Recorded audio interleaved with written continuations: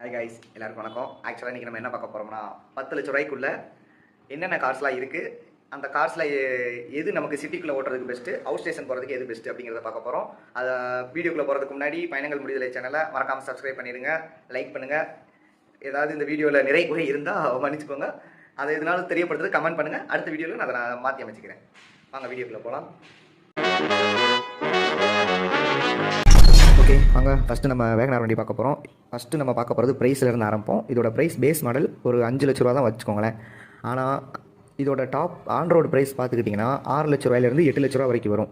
ஏன் இவ்வளோ டிஃப்ரென்ஸ் வருதுன்னா, நம்ம டேக்ஸ் கட்டுறது, அப்புறம் வந்துட்டு அக்சசரிஸ் ஆட் பண்ணுறது, இது மாதிரியான விஷயங்கள் இருக்குது. வேரியண்ட்டை பொறுத்துமே இந்த ரேட்டு மாறும். ஸோ நம்ம வேகனாரோட ரேட்டு 6 லட்ச ரூபாயிலேருந்து 8 லட்ச ரூபா எல்லாம் சேர்த்து நான் சொல்கிறேன். நீங்கள் என்ன வேரியண்ட் எடுக்கிறீங்களோ அதை பொறுத்து இந்த ரேட் வந்து கன்சிடர் ஆகும்.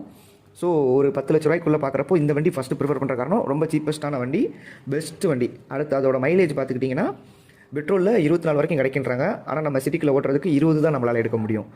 இதே இன்கேஸ் சிஎன்ஜி நீங்கள் ஃபிட் பண்ணிங்க அப்படின்னா இவங்க கொடுக்குறது 35 கொடுக்குறாங்க. ஆனால் சிட்டிக்குள்ளே பார்த்துக்கிட்டிங்கன்னா நம்மளால் ஒரு 25 தான் எடுக்க முடியும்.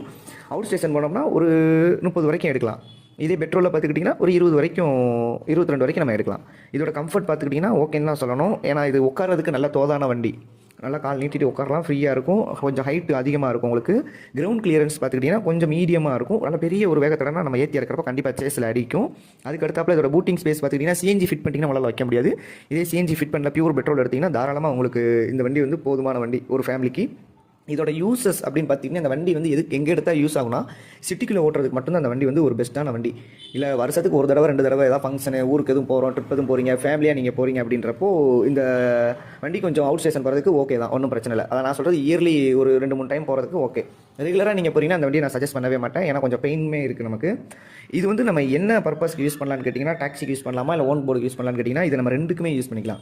ஓன் போர்டுக்கும் நம்ம இதை யூஸ் பண்ணிக்கலாம், டாக்ஸி வண்டிக்காகவும் இந்த காரை நம்ம தாராளமாக யூஸ் பண்ணிக்கலாம். இதோட யூசஸ் பார்த்தீங்கன்னா பெஸ்ட்டு வந்து டாக்ஸிக்கு எடுக்கிறீங்கன்னா நீங்கள் பேஸ் மாடல் எடுக்கிறதே பெஸ்ட்டு. ஓனுக்கு எடுக்கிறீங்கன்னா நீங்கள் உங்களுடைய விருப்பம், எப்படி எவ்வளோ ரேட்டு என்ன ஏதுன்னு பார்த்து நீங்கள் தாராளமாக எடுக்கலாம். ஓகே, நம்ம நெக்ஸ்ட்டு ரெண்டாவதாக